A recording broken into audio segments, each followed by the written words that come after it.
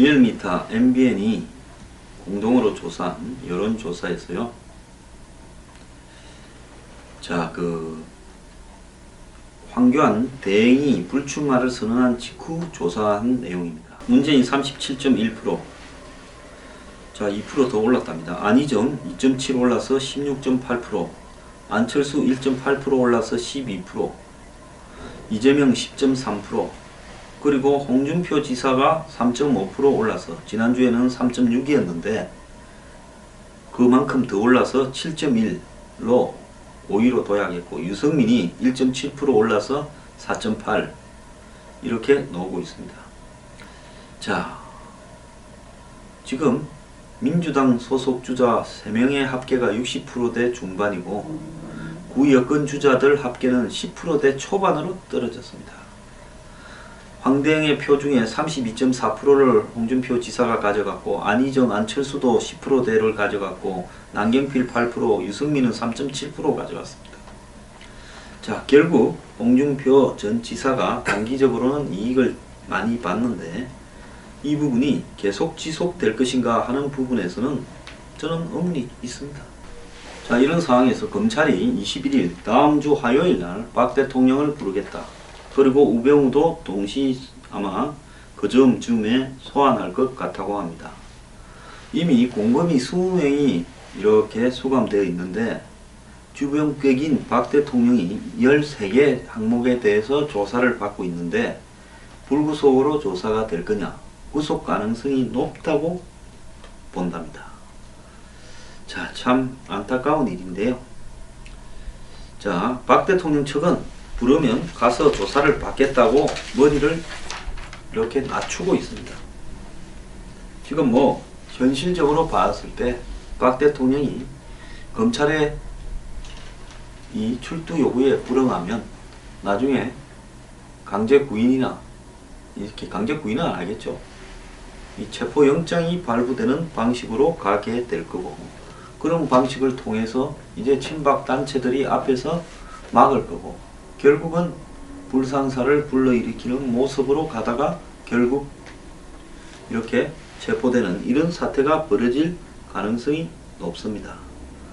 자, 박 대통령 어제 새로 변호인들도 짜고 했지만은 지금 성실히 조사받겠다고 전략을 바꾼 배경의 핵심에는 결국은 버틸 수 없다라는 상황이 지금 지배적으로 자리를 잡고 있다. 즉, 탄핵이 인용된 이후에 현실 자각을 좀 하는 것 같다라는 생각은 듭니다.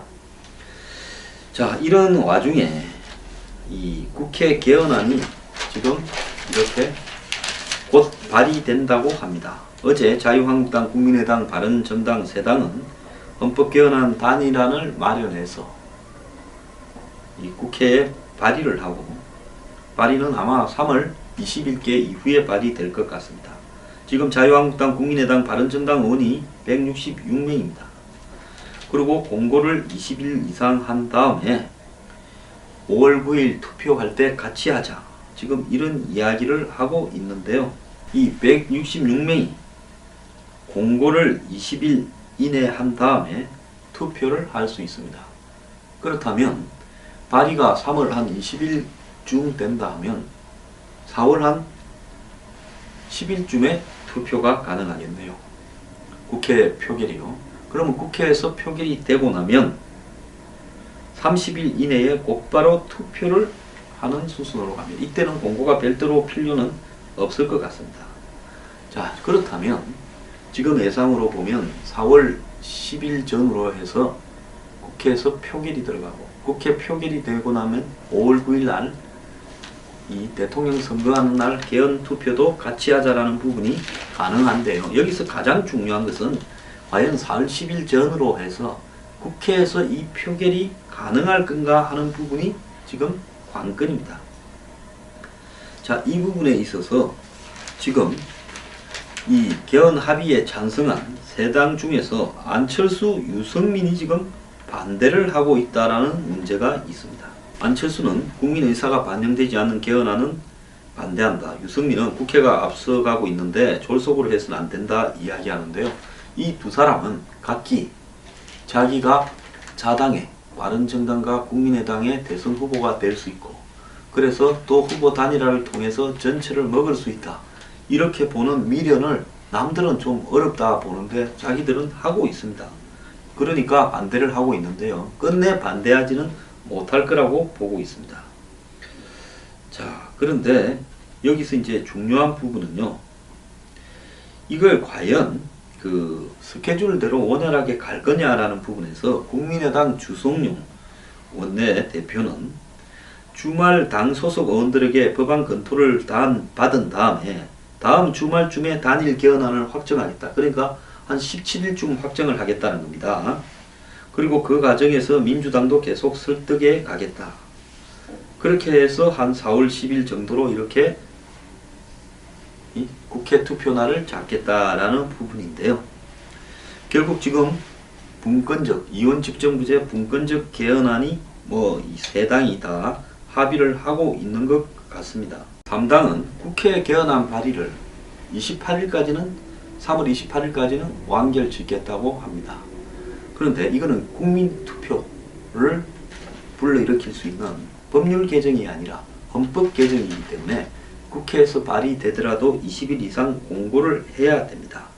그리고 공고하고 난 다음에 국회에서 표결이 200명 이상이 찬성을 해서 통과되더라도 결국은 국회 본회의 표결 결과 통과되더라도 국무회의 통과까지 3, 4일이 걸리고, 국무회의를 이렇게 통과하고 나면 국민투표하기 전에 또 18일을 해야 되는 겁니다. 그렇기 때문에 5월 9일 날 정도가 이 빠듯하게 돼야 되고, 적어도 이 경과하는 시간 한 40일을 이렇게 고려하면 3월 28일에는 개헌안이 발의되어야 된다라는 겁니다.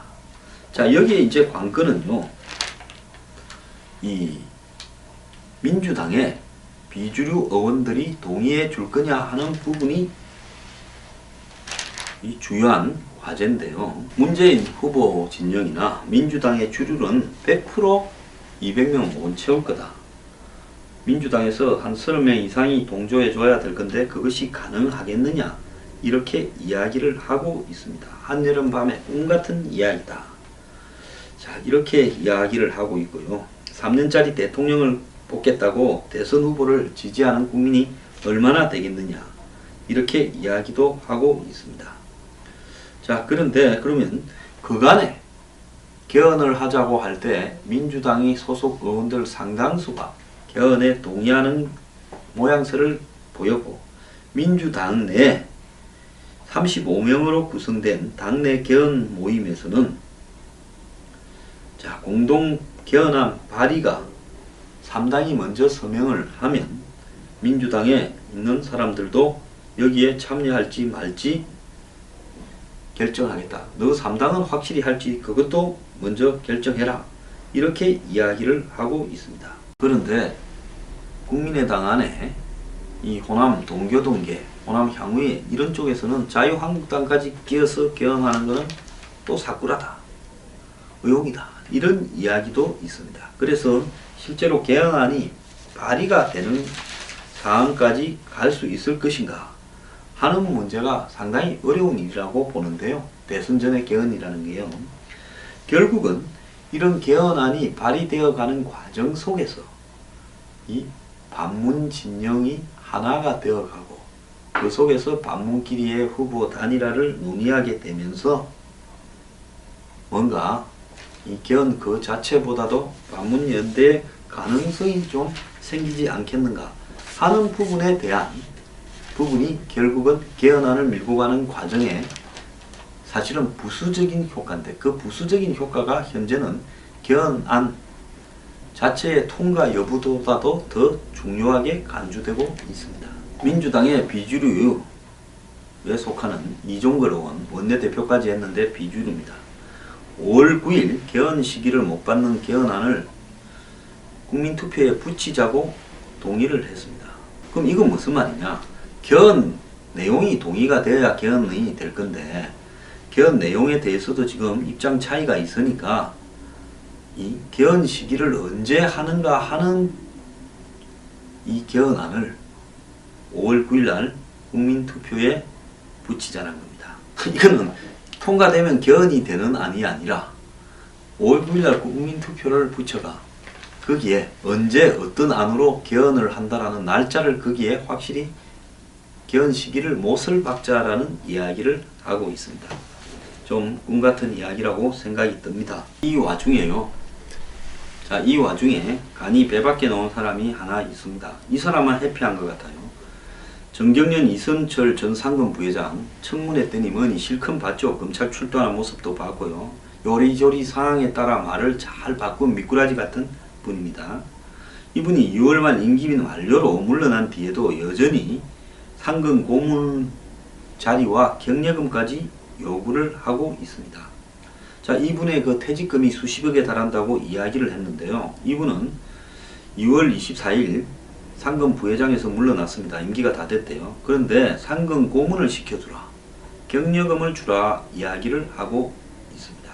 과거에 정경련은 상금 부회장 한 사람한테 퇴임 이후에 상금 고문의 예우를 해준 부분은 있다고 합니다. 그런데 상금 고문이 되면 정경련 회관 내에 사무실을 제공하고 그 다음에 개인 비서, 차량과 운전기사, 차량 유지비가 제공되고 재직 중에 받던 급여의 80%를 받습니다. 국회의원보다 더 나은 것 같네요. 그래서 경력금은 상근 임원으로 재임 중에 특별한 공로가 있는 사람한테 퇴직금의 50% 한도 내에서 퇴직 가산금을 지불할 수 있는 근거를 대면서 이야기한다는 겁니다. 지금 이 사람 퇴직금이 20억인데 경력금은 10억을 달라는 겁니다. 참, 이 사람이 재임 중에 정경련을 망쳐놓고 뭔 기여를 했다고 이것까지 달라고 합니다. 뭔가 아마 제가 볼 때 정경련 회원사인 재벌회사들한테 내가 알고 있는 비밀이 많으니까 이번 이 검찰 수사 과정이나 특검 수사 과정에서 내가 다 말하지 않았으니까 죽기 싫으면 나한테 죽을 때까지 대우해주라, 이 소리가 아닌가 하는 것이 전적으로 제 생각입니다. 그래서 정경련을 제일 위기에 빠뜨린 사람이 반성은 고사하고 조직 발전에 기여한 사람에게 주는 상금 고문 자리와 경력금까지 달라 하는 건 있을 수 없는 일이다, 이렇게 하는데요. 자, 4대 그룹이 정경련에 탈퇴해서 예산이 40%나 줄고 직원들은 구조조정이 지금 될 우려에 놓여 있는 상황에서 제정신인지 모르겠다라고 정경련 간부는 이렇게 울분을 터뜨렸고, 정경련이 혁신위원회를 만들어서 혁신하려고 노력하고 있는데 이성철의 무리한 요구를 들어주면 국민이 쇄신 의지를 믿겠느냐고 했고, 허창수 회장과 권태신 신임 상금 부회장도 난색을 표명하고 있는데 끈질기게 요구를 하고 있다고 합니다. 자, 그리고 이성철이 재직 중에 보인 부적절한 일들도 드러나는데요. 허창수 회장이 국민 비판을 고려해서 지난해 말에 좀 물러나라 하니까 거부를 했고, 내부에서 직원들이라도 사과해라 하니까 잘못한 게 없다, 왜 사과하느냐고 했고, 이 사람은 철판을 까는 사람입니다. 그리고 이 지난 9월 달에 미러 K스포츠 재단이 터질 때부터 정경련 안에서는 사퇴라 했는데 2월 24일 총회까지 끝까지 버티면서 20억 퇴직금을 받고 물러났고, 이 퇴직금이 너무 계획이라고 비판을 하고 이러는데도 이 사람은 한술 더 뜹니다. 정경련에서는 이성철이가 검찰 조사를 받으면서 고용한 변호사들에게 지급할 10억 원도 지난해 말 정경련 돈으로 선지급했답니다. 무슨 이성철이 변호사비가 10억입니다. 거의 대통령이네요. 자, 이성철은 이 재단 설립 과정에서 기업이 자발적으로 냈다 했다가 그 다음에 또 청와대가 강요했다 했다가 말을 요리저리 바꾸고 또 자신이 마치 피해자인 것처럼 해서 형사처벌을 내놨는데 어떻게 이 인간이 구속되지 않을 수 있는지 저는 의문입니다. 인생은요, 뻔뻔스럽게 살아야 행복해지는 거예요.